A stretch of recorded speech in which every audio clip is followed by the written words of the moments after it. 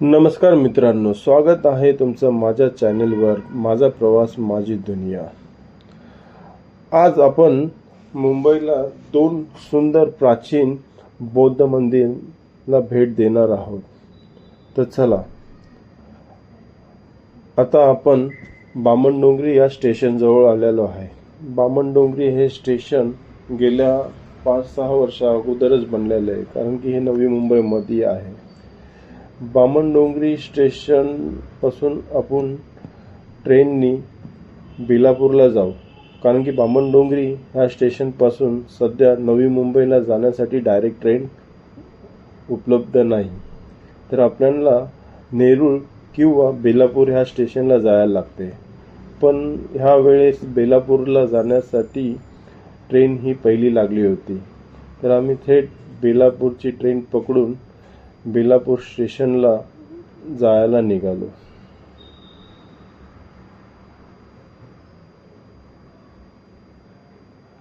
ट्रेनमध्ये खूपच गर्दी होती। तर आता आम्ही बेलापूर स्टेशनला पोचलो आणि बेलापूरला डॉकयार्ड रोडसाठी आम्ही दुसरी ट्रेन घेतली। तर हे आमचे पहिले ठिकाण डॉकयार्ड रोड आहे। तर नवी मुंबईवरून आम्ही निघालो आणि वाशी स्टेशन सोडल्यानंतर समुद्राचा हा खाडीचा एक ब्रिज लागला। ब्रिजवरून बाहेर पाहतो होतो तर नवी मुंबईच्या वाशी या पाम बीच रोडवर असलेल्या मोठमोठ्या इमारती खूपच सुंदर दिसत होता आणि खाडीमध्ये पाणीही भरपूर होतं। आणि हा समोर तुम्ही थोडासा हलकासा दिसणारा अटल सेतू हा ब्रिज तुम्ही पाहू शकता। हा हल्ली गेल्या वर्षीच अटल सेतू हा ब्रिज नवी मुंबई ते मुंबईला जाण्यासाठी केला आहे। आता आपण थोड्याच वेळात डॉकयार्ड रोड ह्या स्टेशनला पोहोचू।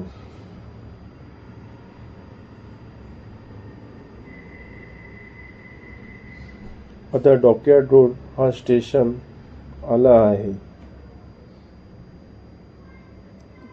तर आपण डॉकयार्ड रोड ह्या स्टेशनला उतरलो तर आपण पुढच्या साईडला थोडं चालत जायला लागतं आपल्याला, कारण डॉकयार्ड रोड स्टेशन हे थोडं 1 फ्लोर इतक्या हाईटवर आहे। तर आपल्याला खाली उतरल्यानंतर 10 मिनिटाच्या अंतरात आपलं पहिलं बौद्ध मंदिर हे पाहण्यासाठी आपण जातो। स्टेशनवरून आम्ही बाहेर निघालो तर सरळ हा रस्ता होता। पहिल्यांदा मला वाटले की 10 मिनिटं तरी या स्टेशनवरून त्या प्राचीन मंदिरापर्यंत जायला लागणार, पण नव्हत्या। आम्ही 5 ते 6 मिनिटातच आम्ही प्राचीन मंदिरापर्यंत पोहोचलो। हा मित्रांनो, पण ह्या रस्त्यावरून जाताना आम्हाला खूपच म्हणजे सुंदर अशा जुन्या काळातल्या बिल्डिंगा पाहायला भेटल्या।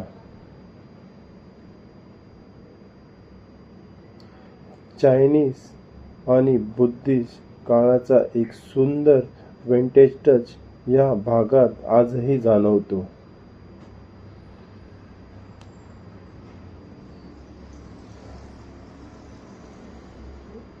तुम्ही पाहू शकता आजूबाजूचा परिसर की इथल्या जुन्या बिल्डिंगा खूपच सुंदर दिसत होता।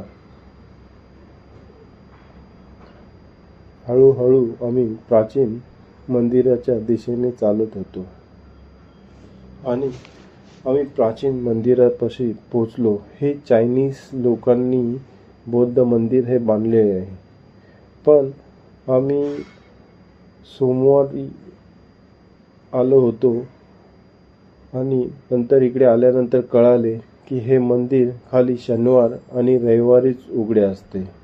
ह्याचा टायमिंग पण सकाळी 11 वाजता सुरू होते। हे मंदिर उघडले जाते आणि 11 ते 3 हे असते। मग आम्ही तिकडून पुढच्या मंदिराकडे जायला निघालो। पुन्हा डॉकयार्ड रोडच्या इकडून आम्ही ट्रेन पकडली आणि थेट आम्ही CSTला जायला निघालो. थोड्याच वेळात आम्ही CST रोड ह्या स्टेशनला पोचलो. CST रोड पण हा ब्रिटिश काळी बनलेला स्टेशन आहे. इथली पण सुंदरता बघून खूप मनाला प्रसन्न वाटते.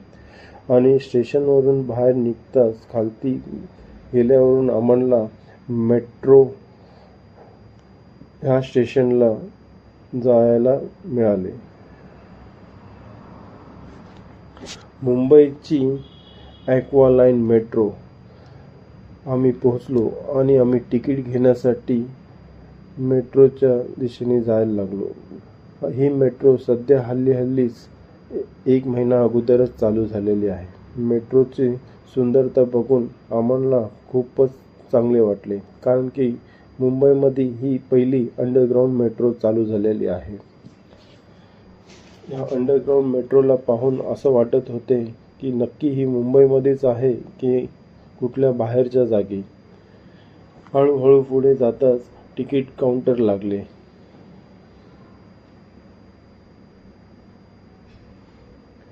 तिकीट काउंटरवर पोहोचताच आम्ही तिकीट घेतली आणि मेट्रोच्या दिशेने जायला लागलो.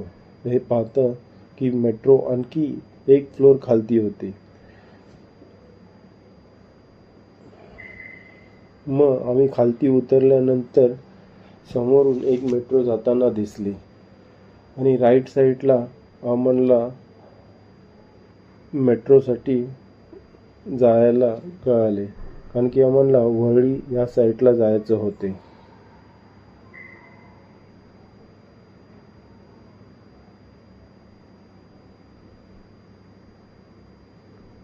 थोडा वेळ वाट पाहिल्यानंतर आमची मेट्रो आली.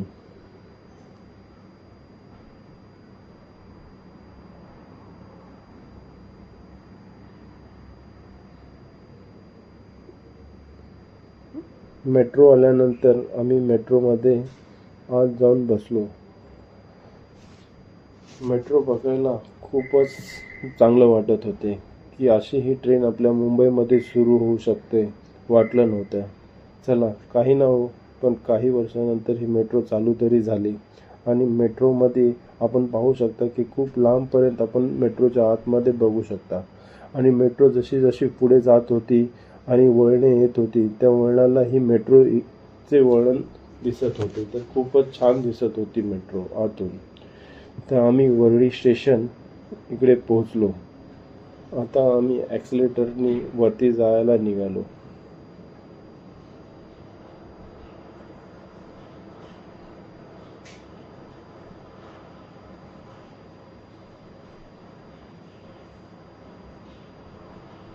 हा मित्रांनो, हे बुद्धांचे प्राचीन मंदिर वरळीला जे आहे हे जॅपनीज लोकांनी बांधलेलं आहे आणि ह्या मंदिराला कदाचित 60 ते 70 वर्ष झालेले आहे. मेट्रो स्टेशनपासून बाहेर निघताच आम्ही 5 ते 7 मिनटं वॉकिंग डिस्टन्सवर हे प्राचीन जॅपनीज मंदिर आहे.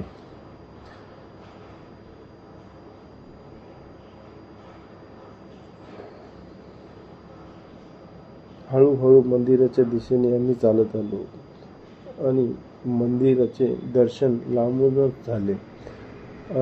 थोड्याच वेळात आम्ही मंदिराजवळ पोचलो.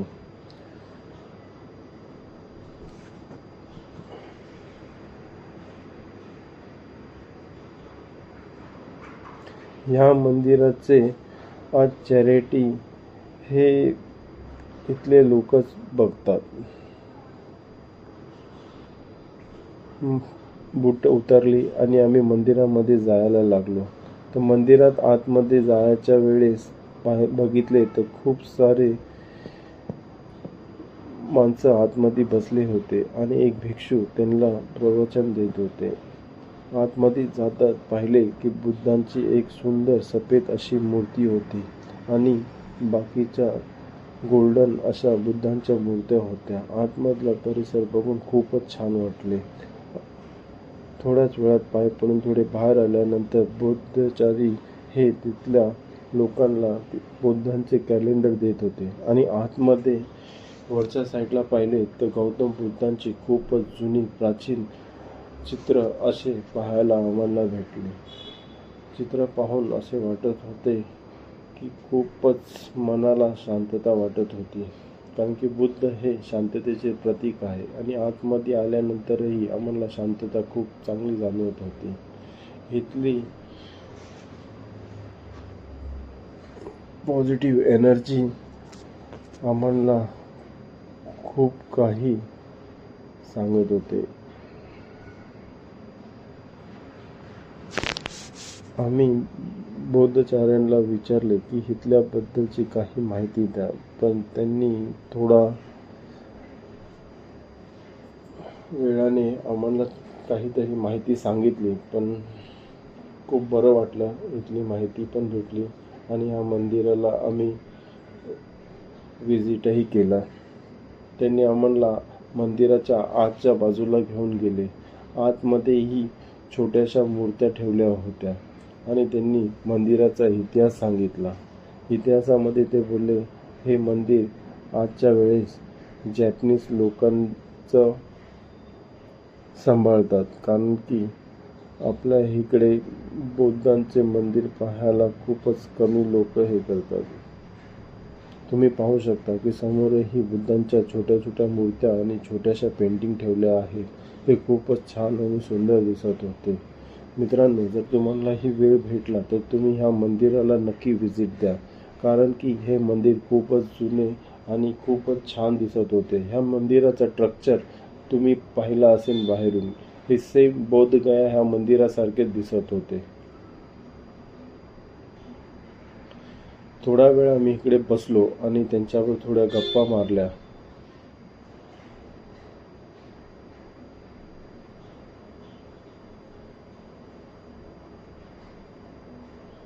गप्पा मारून झाल्यानंतर आम्ही थोड्याच वेळात बाहेर आलो.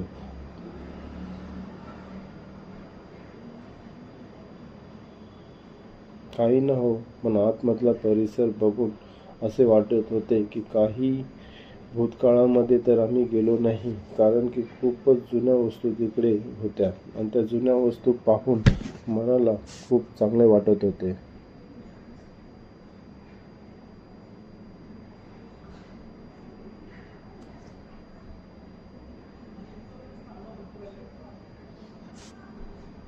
मंदिराची ही खूप सारी माहिती आम्हाला मिळाली.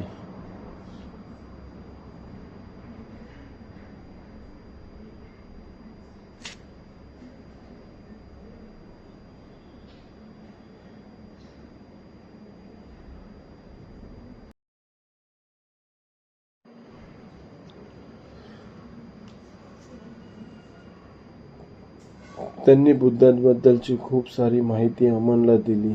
बुद्धांचे विचार, बुद्धांबद्दलची माहिती हे आम्ही त्यांच्याबरोबर शेअर केले आणि जसे जसे ते आम्हाला बुद्धांबद्दल सगळं काही सांगत होते, तसं तसं मनाला खूप चांगलं वाटत होते, कारण की बुद्धांचे विचार हे तुम्हाला माहितीच आहे. बुद्ध हे शांतीचे प्रतीक आणि त्यांचे विचारही खूप सुंदर होते.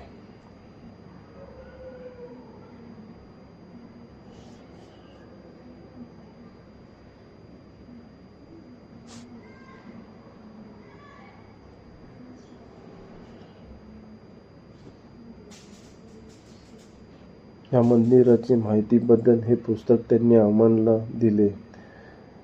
ह्या मंदिराची सारी माहिती या पुस्तकामध्ये दिलेली आहे. त्यांनी आम्हाला सांगितलं, ह्या पुस्तकामध्ये ह्या मंदिराची सगळी माहिती दिलेली आहे. जेव्हापासून हे मंदिर बनले आणि या मंदिराचे ट्रस्टी, ह्या सर्वांची माहिती या पुस्तकामध्ये आहे.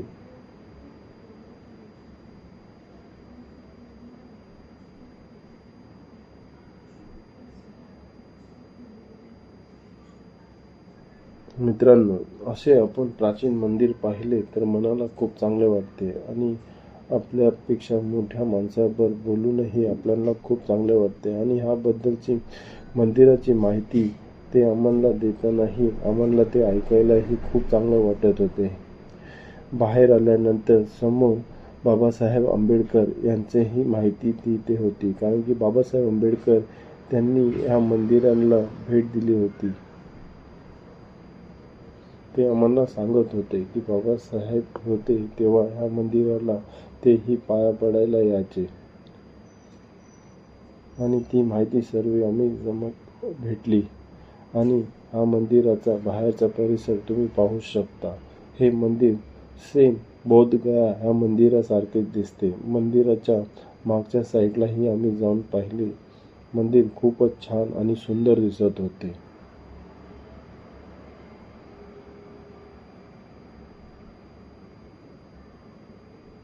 तुम्ही पाहू शकता ह्या मंदिराचा स्ट्रक्चर हा दगडांनी बनलेला आहे. खूपच सुंदर आणि चांगलं काम केलेलं आहे. जर तुम्हाला हा ब्लॉग आवडला असेल तर लाईक, शेअर आणि सबस्क्राईब करायला विसरू नका. अशाच नवीन प्रवासामध्ये भेटूया. चला, बाय.